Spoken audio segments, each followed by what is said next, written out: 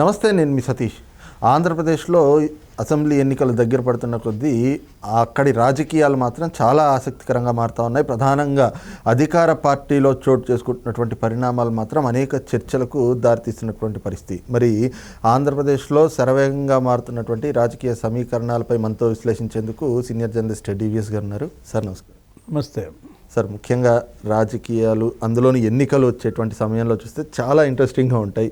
ప్రధానంగా ఎక్కడికక్కడ ఆశావాహులు పెద్ద ఎత్తున వచ్చేయటం, ఏ రాజకీయ పార్టీలో ఎక్కడ స్పేస్ ఉంది, ఎక్కడ మనకు దొరుకుతుంది అని చెప్పేసి అటువైపు పరిగెత్తడం, ఇలాంటివన్నీ చూస్తూ ఉంటాం. కానీ ఇక్కడ ఆంధ్రప్రదేశ్లో మాత్రం అధికార పార్టీ పరిస్థితి చాలా భిన్నంగా కనిపిస్తూ ఉంది.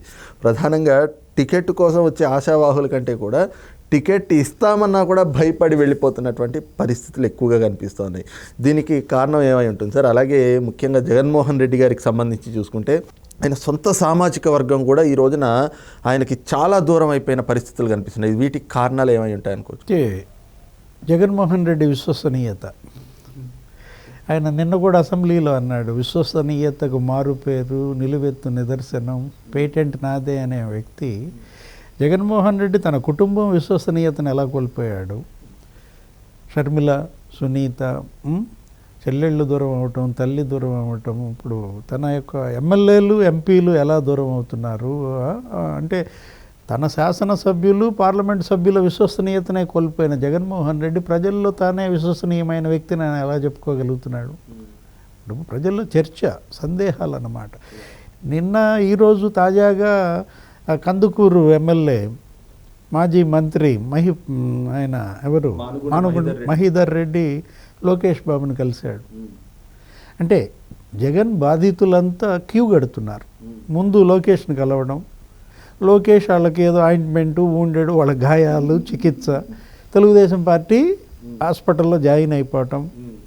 అంటే జగన్ బాధితులంతా కూడా ఎలా మరి పారిపోతున్నారు రక్షణ కోసం. అంటే సేఫ్టీ అన్నమాట. వాళ్ళ భద్రతయే నీకు కొరవడింది. ఎవరు? జగన్ను నమ్ముకుంటే మనకి భవిష్యత్తు లేదు అనే అభద్రతా భావం నీకు కుటుంబ సభ్యుల్లో వచ్చింది, సొంత సామాజిక వర్గంలో వచ్చింది, నీకు సిట్టింగ్ ఎమ్మెల్యేలు, ఎంపీల్లోనే వచ్చింది. ఇప్పుడు మహీధర్ రెడ్డి ఎవరు? కందుకూరు శాసనసభ్యులు, మాజీ మంత్రి. అసలు రాజకీయ కుటుంబం, వాళ్ళ నాన్నే ఎమ్మెల్యే. పొలిటికల్ ఫ్యామిలీస్ అన్నిటినీ కూడా అతలాకుతలం చేస్తున్నాడు. దిగ్గజ కుటుంబాలు ఇవన్నీ కూడా ఈ ఆంధ్రప్రదేశ్ రాజకీయాలను శాసించిన కుటుంబాలు. కిరణ్ క్యాబినెట్లో మాజీ మంత్రి. ఇప్పుడు 4 సార్లు ఏమో అతను ఎమ్మెల్యేగా గెలిచాడు, ఒక 2 సార్లు ఓడిపోయినట్టున్నాడు. అలాంటి మహీధర్ రెడ్డిని దూరం చేసుకున్నాడంటే అహం కాదా? తన అహంభావంతో ఎలా వీళ్ళందరినీ కూడా దూరం చేసుకుంటున్నాడంటే, ఇప్పుడు ఆనం రామనారాయణ రెడ్డి పొలిటికల్ ఫ్యామిలీ. నీకు నెల్లూరులో ఆనం కుటుంబం అంటే అదొక చరిత్ర. మాజీ మంత్రి, లాంగ్ టర్మ్ పొలిటీషియన్, సుదీర్ఘకాలం శాసనసభ్యుడిగా, శాసనమండలి సభ్యుడిగా ఉన్నాడు.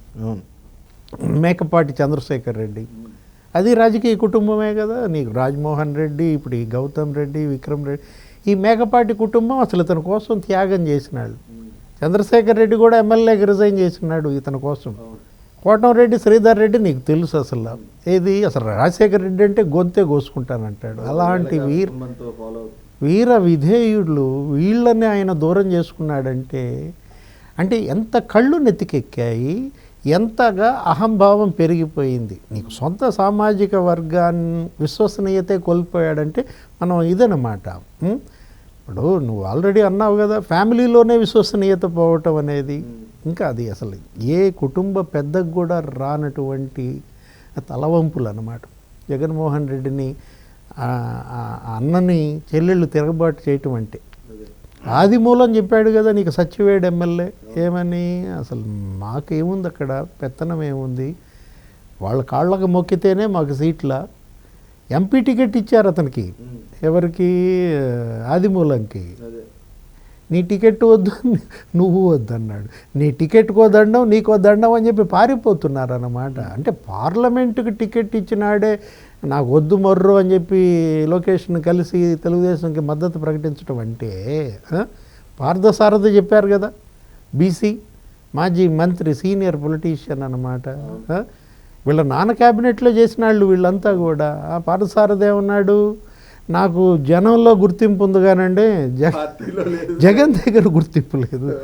జనంలో గుర్తింపు ఉంది, జగన్ దగ్గర గుర్తింపు లేదన్నాడంటే ఏ స్థాయిలో వీళ్ళని హెరాస్ చేశాడు, నిర్లక్ష్యం చేశాడు అనేది ఇక్కడ మనకు కనపడుతుంది. అంటే ఒక రకంగా వీళ్ళు ఆత్మ గౌరవం దెబ్బతింది.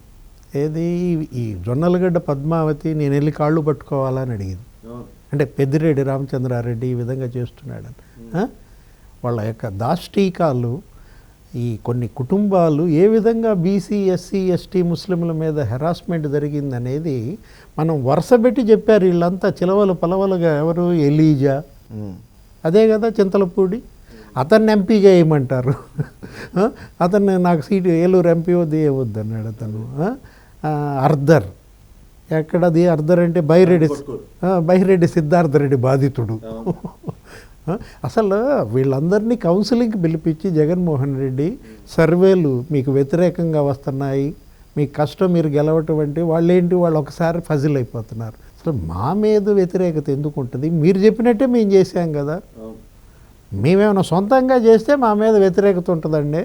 మా కాంట్రాక్ట్లు మీరు చెప్పిన వాళ్ళకే ఇచ్చాం, మైనింగ్ లైసెన్సులు మీరు చెప్పిన వాళ్ళకే ఇచ్చాం, ఉద్యోగాలు కూడా మీరే అమ్ముకున్నారు కదా, పవర్ స్టేషన్స్లో నీకు సబ్స్టేషన్స్లో ఇలాంటిలో కాంట్రాక్ట్ బేసిక్ వాళ్ళందరి దగ్గర లక్షలు గుంజుకుని ఉద్యోగాలు వీళ్ళే తెచ్చుకున్నారు, వసూళ్ళు విపరీతంగా చేశారు.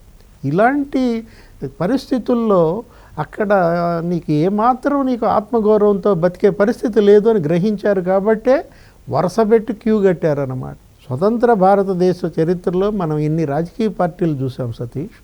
జాతీయ పార్టీలు, ప్రాంతీయ పార్టీలు, రిజిస్టర్డు, అన్రిజిస్టర్డు, నీకు 1456 ఉంటాయి ఎలక్షన్ కమిషన్ దగ్గర. ఏ రాజకీయ పార్టీలో కూడా ఈ పరిస్థితి అసలు చూడలే. ఇలాంటి పరిస్థితి ఏ రాజకీయ పార్టీ అధినేతకి ఎదురుగాలేదన్నమాట.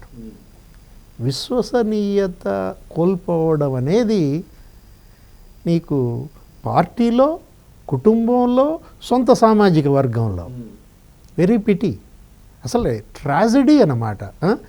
జగన్మోహన్ రెడ్డి రాజకీయ జీవితం ఇలాంటి ట్రాజడీలో మునుగుతుందని మాత్రం ఊహించలేదు. రైట్, ఇది చూస్తున్నాం కదా. ముఖ్యంగా ఏదైతే అధికార పార్టీ అంటే ఆంధ్రప్రదేశ్లో ఉన్నటువంటి అధికార పార్టీలో చోటు చేసుకున్నటువంటి పరిణామాలు మాత్రం ఇవన్నీ కూడా జగన్ స్వయం కృతాపరాధంగా కనిపిస్తూ ఉన్నాయి. ముఖ్యంగా తనపై ఈ రోజున సొంత కుటుంబంతో పాటుగా సొంత పార్టీ నేతల్లోనూ అలాగే సొంత సామాజిక వర్గంలో కూడా అందరి దగ్గర విశ్వసనీయత కోల్పోయినటువంటి వ్యక్తిగా జగన్మోహన్ రెడ్డి కనిపిస్తూ ఉన్నాడు. ఇలాంటి ఒక తరుణంలో ఇక రాబోయేటువంటి రోజుల్లో జగన్మోహన్ రెడ్డి రాజకీయం కూడా ప్రశ్నార్థకంగానే మారబోతా ఉంది అన్నటువంటి అభిప్రాయాన్ని కూడా సీనియర్ జర్నలిస్ట్ డివిఎస్ గారు వ్యక్తం చేస్తూ ఉన్నారు. Thank you sir. నమస్తే.